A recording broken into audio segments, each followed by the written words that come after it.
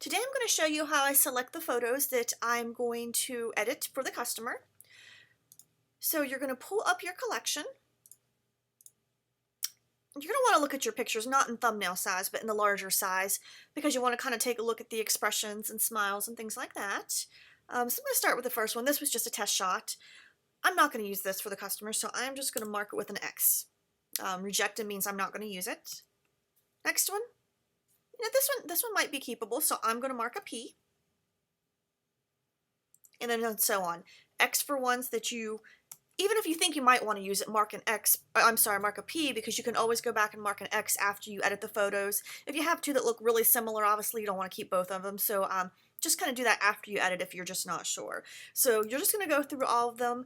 Don't overthink it. It's just a quick X or a P. When you start to overthink things, you start to put a lot more time into it than you really need to put into it. You're going to kind of know instinctively if it's an X or a P. And then after you select all of the ones that you're going to go edit, you're going to come over here, because what we did is we put a filter on them, and you're going to hit flagged.